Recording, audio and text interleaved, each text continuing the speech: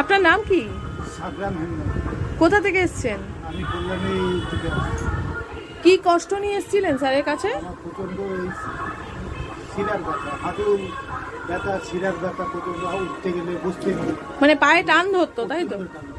টান ধরতো, নিজে হচ্ছে আর কিছু করার নেই। তো ওখানে ডাক্তারবাবুর কাছে আসার পর থেকে আগের থেকে একটু ভালো, মানে মনে হয় 20% একটু ভালো রিলিফ পেয়েছি। মানে এটা থেকে আরাম পেয়েছে, তাই তো? এখনো ব্যথা আছে কিন্তু সেরকম না। স্যার এবার আপনি বলুন কিছু। এটা পুরোটা এখনো কমেনি, কিন্তু যেটা বলার কথা সেটা হচ্ছে ওনার একটা হ্যামস্ট্রিং কনস্ট্রাকশন ছিল 3 বছর এবং হাঁটুতে ব্যথা ছিল। এমনিতে প্র্যাকটিক্যালি খুব, প্লাস একটুখানি স্পাইনাল কর্ড একটু ডিকম্প্রেশন ছিল। যাই হোক, প্রথমে রাস্টাক্স দেওয়া হয়েছিল, যেরকম সবাই আগে দিতাম, হাঁটাচলা করলে ভাল লাগবে, কিন্তু প্র্যাকটিক্যালি কোনো কাজ হলো না।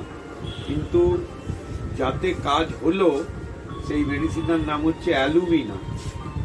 অ্যালুমিনা 10m/3, এটা পুরো মেন্টাল সিমটমসের উপর দেয়া, যেমন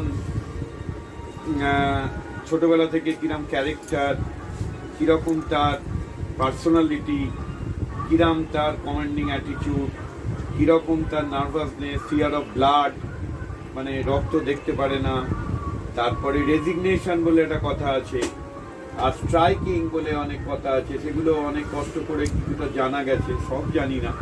এই করে দেখা গেল এই মেডিসিনটা কিন্তু অনেক দূর টানবে, কিন্তু যেটা বলার সেটা হচ্ছে ফ্রম দ্য ভেরি বিগিনিং যদি আমরা ডায়াগনোসিস করার পরে, যেমন ডায়াগনোসিস হচ্ছে hamstring construction sciatica with decompression sickness. Decompression sickness মানে স্পাইনাল কর্ড চাপ দিচ্ছে, নার্ভের একটা পেন রেডিয়েট করছে। এরপরে সেকেন্ড পার্ট হচ্ছে সিলেকশন অফ দ্য মেডিসিন। তাতে কিন্তু অ্যালুমিনাতে রুগী ভালো আছে, জাস্ট দেওয়া হয়েছে 1 মাস, সুতরাং এই রুগীর ভবিষ্যৎ ভালো।